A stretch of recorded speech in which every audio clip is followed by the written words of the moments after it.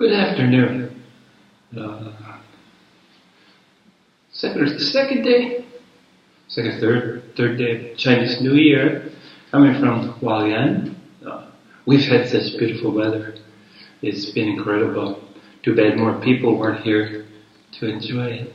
Don't let such thing as a little earthquake scare you away. Yeah. I've done a lot of thinking about my first attempt to deal with surrender.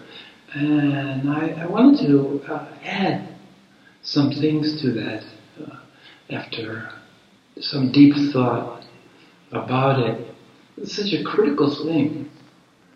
I think the most useful tool that we have, of course, is meditation. And then probably the best attitude adjustment, at least for me, has to do with surrender. I'd mentioned an old bias that I had about surrender means like hands up, I give up. I give up. And I never really want to give up.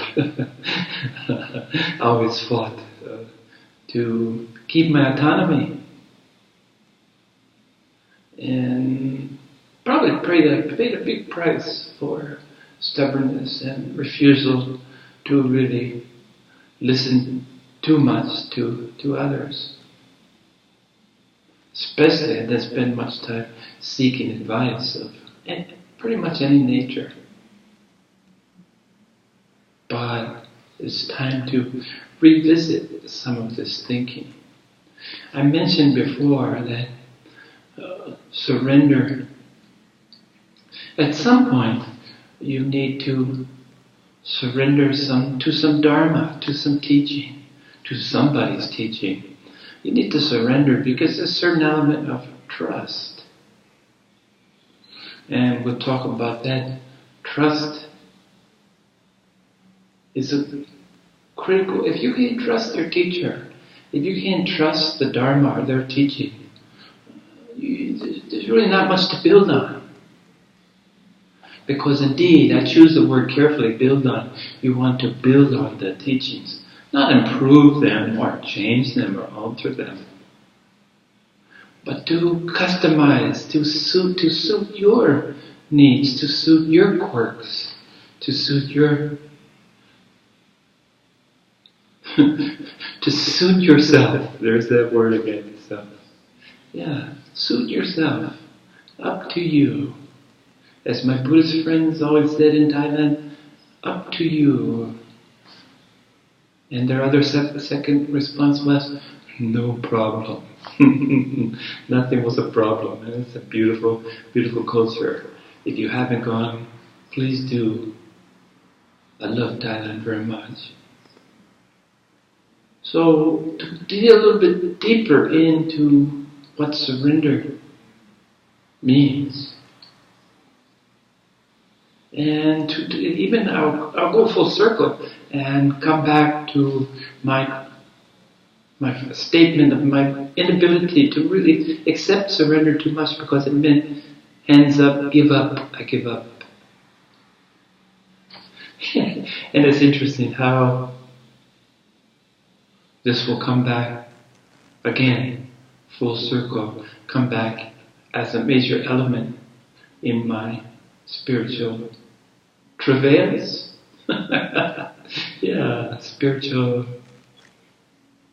attempts, spiritual efforts, spiritual inclinations, I don't know. But it wasn't until a heart attack stopped me in my tracks at 59 that I entered into the mellow 60s. At least the 60s were very mellow for me.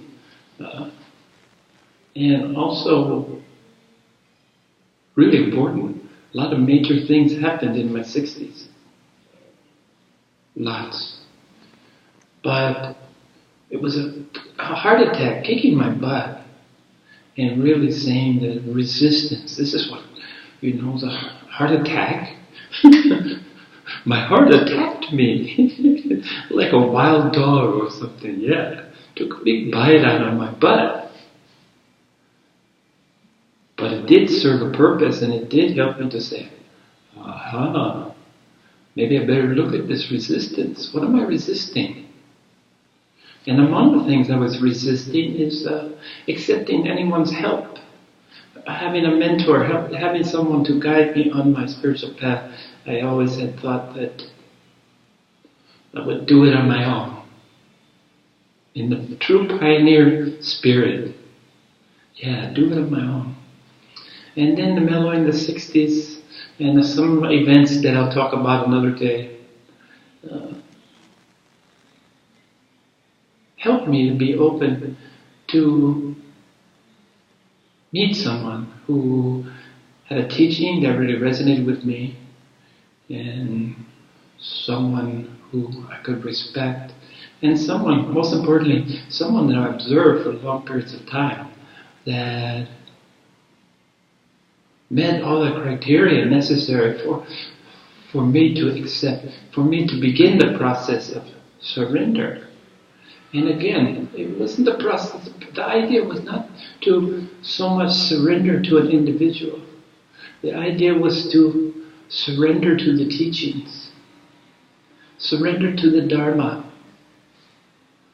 accept the trust in the process. And then I started looking, again, the idea of surrender. So externally, to at least surrender to some teachings. We might argue for days about how much anyone wants to surrender to an individual, how much power anyone wants to give someone else over their lives. That's a point that we could discuss sometimes. But I think it's hard to argue with the fact that you need teachings, and you need the guidance of someone who understands these teachings, who represents these teachings, who helps you to visualize these teachings. It really helps if they're in a physical form. If you have someone that you can look up to and respect, that's also teaching Dharma, whose teachings resonate with what you feel or know to be true. So there's the outward surrender, at least to a teaching. The next surrender comes here.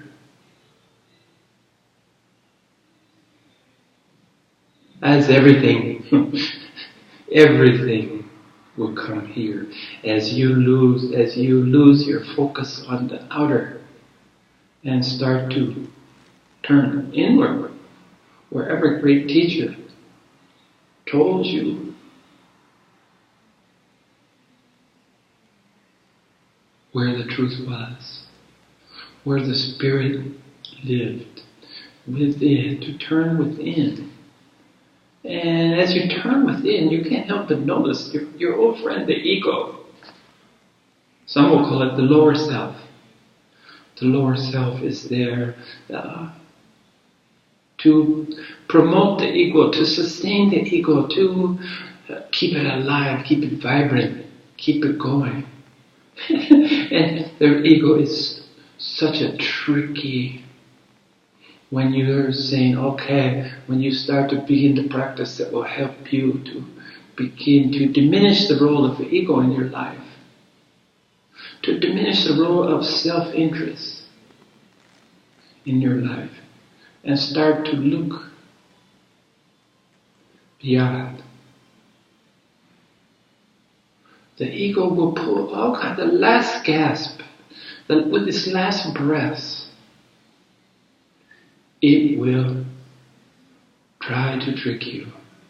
And one of the tricks is when you first begin the enlightenment process, you have an enlightened experience. And many, many people have those. Then your ego can use this. They can actually use your spirituality. The ego can actually use the spirituality to build a new and bigger and better ego. You get trapped in the ego of your accomplishments, of your awakenings, of your insights. And then you see yourself as a very spiritual being. But that's the ego again. And you have to you have to be on your toes to catch it, because it's a really easy trap to fall in.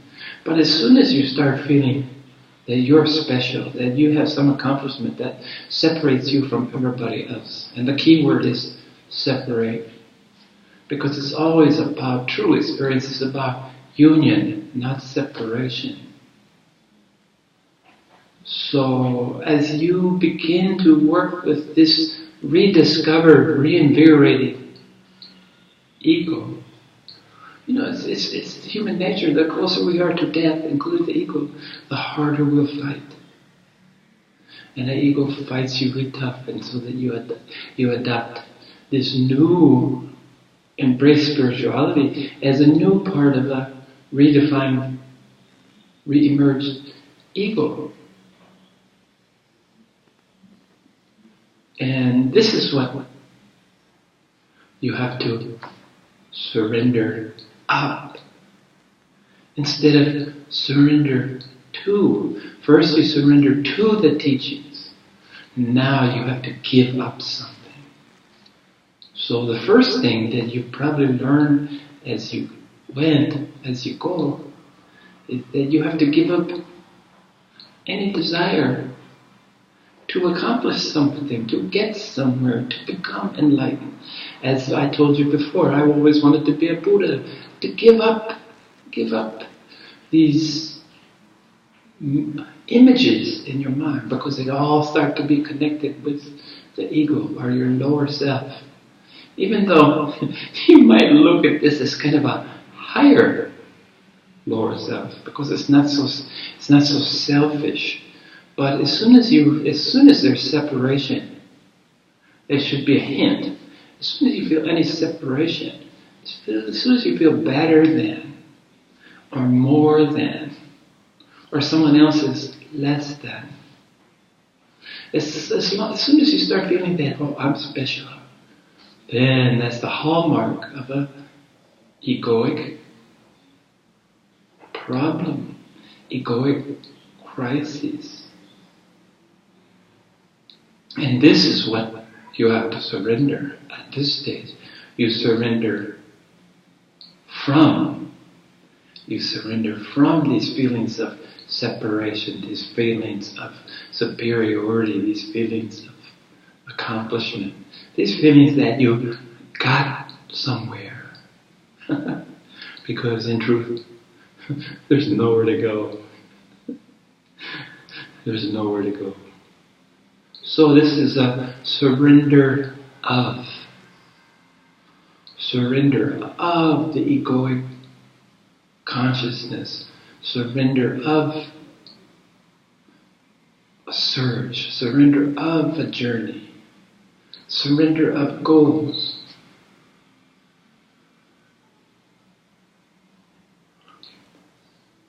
We talk about the Buddha and how he went through all the trainings of his days, and he sought out the aesthetics, he sought out the people who practice austerity. He himself practiced austerity, 1 grain of rice a day, and blah, blah, blah, blah. You know the story. But it wasn't until he gave up that he got enlightened. And here, I use give up this new improved lower self. Because until you start experiencing union, until you start to experience no separation, that there is one essence, there is one energy, and that's all of us. And every one of us, every single soul, is part of this same oneness, this same energy, this same essence. When you start to look at this, one, separation has to disappear because you see the commonality. What's the commonality?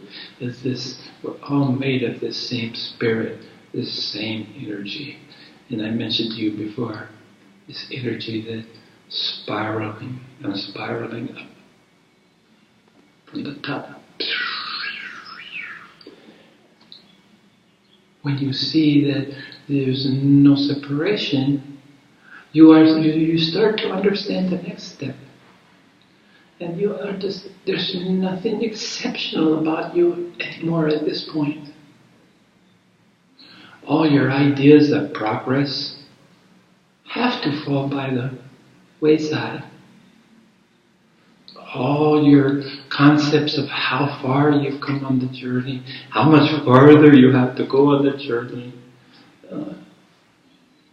Surrender up. Surrender of this thinking. Surrender of. And now, the higher lower ego, this ego that's taken on this role of spirituality, but is no less the ego than it was when it was on the baser instincts, the baser desires. Now you've elevated the nomenclature, you've elevated the vocabulary. But in essence, when you look at it, the higher lower self has to be shed, has to be surrendered up. And it's not until you surrender up, you give up. And remember, I mentioned in the beginning, give up. And I'm coming full circle to say, yes, give up. That's the most beautiful thing that you could possibly do.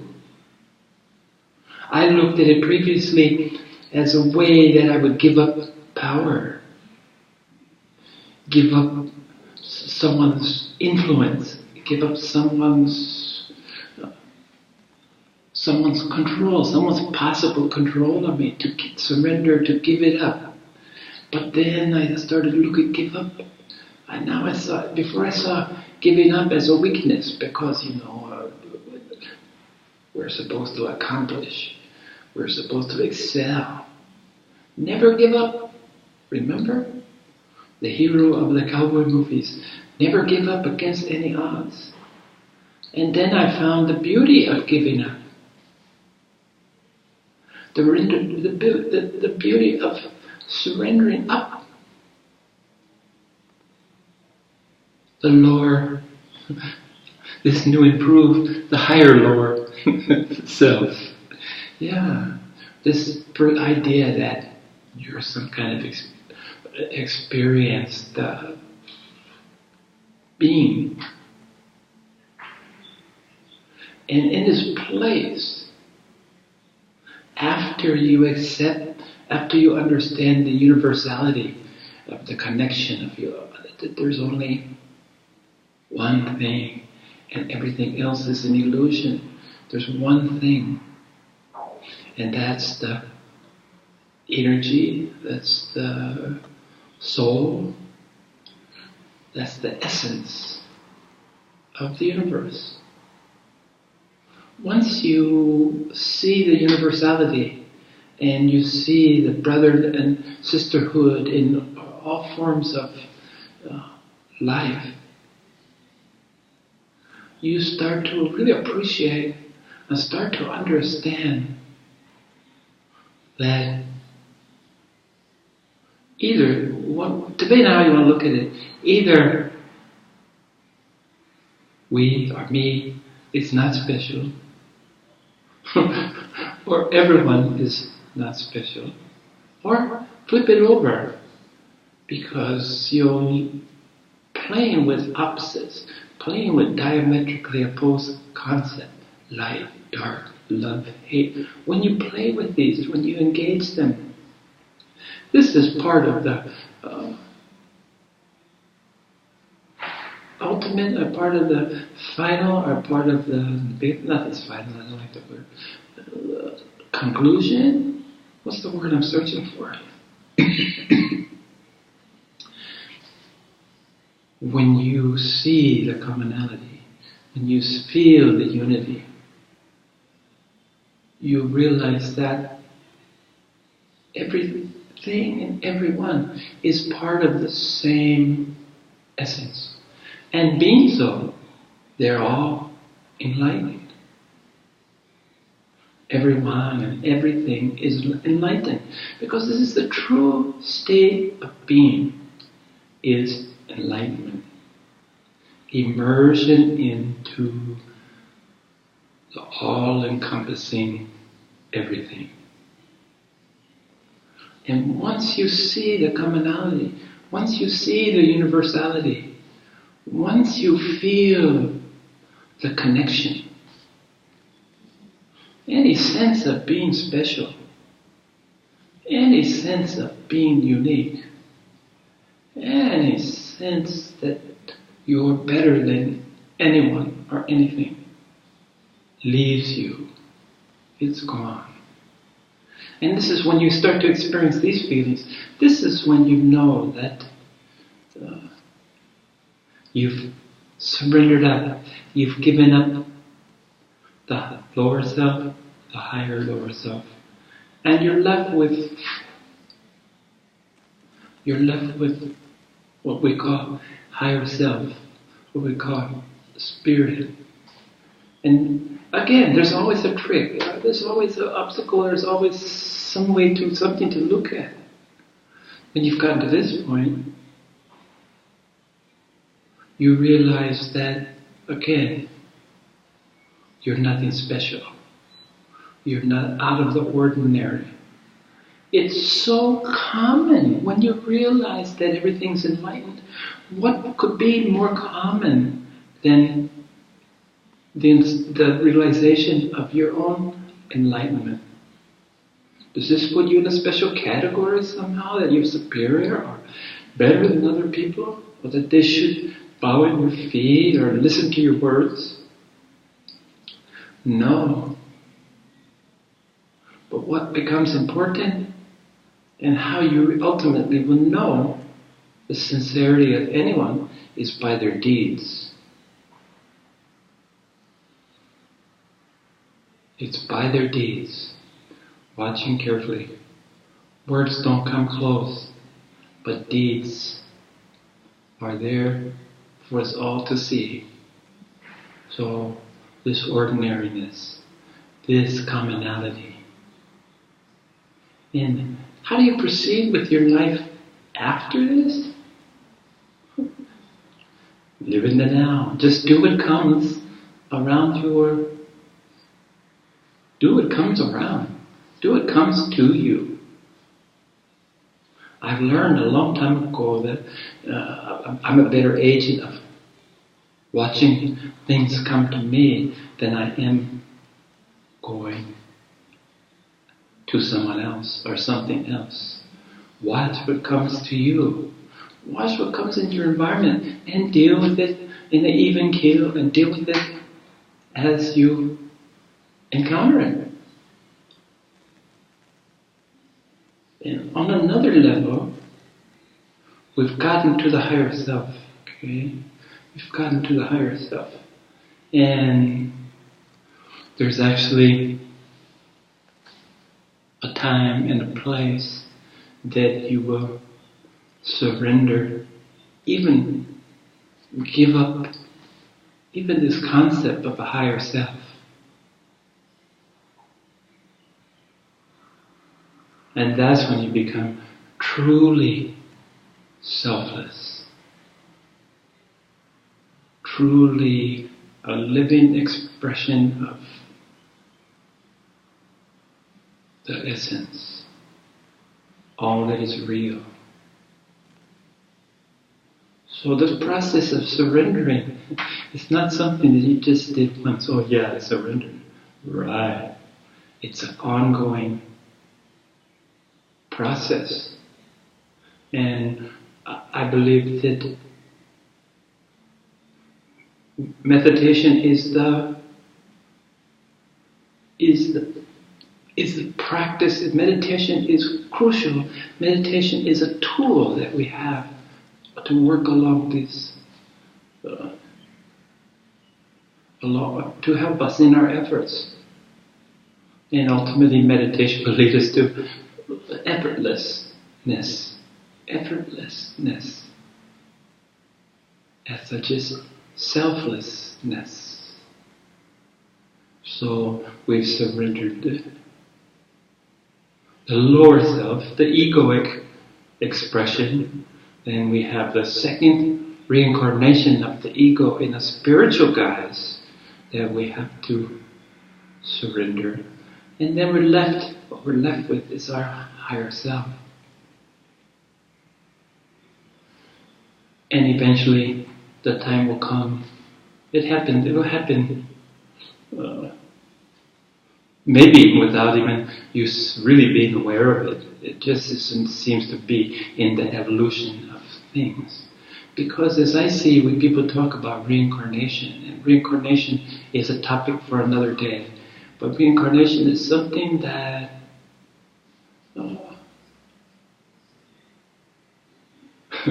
must happen. Happened to me. Sure felt like that. But really the image that I'm left with that will help you understanding this surrender, is the ocean. My favorite analogy, my name is based on ocean. But my favorite analogy is the ocean. And as the ocean moves, or hits up against something, it will splash. And those drops, those individuated drops, you can look at it as one life experience. But it's only from the time it leaves the ocean and it comes back down and joins the rest of the water. So the individual expression, back to the universal whole. And it's in that state, the universal whole, when there isn't even a higher self. When there isn't even a higher self, you find the comfort, the serenity, the peace within, without. There's no longer a separation.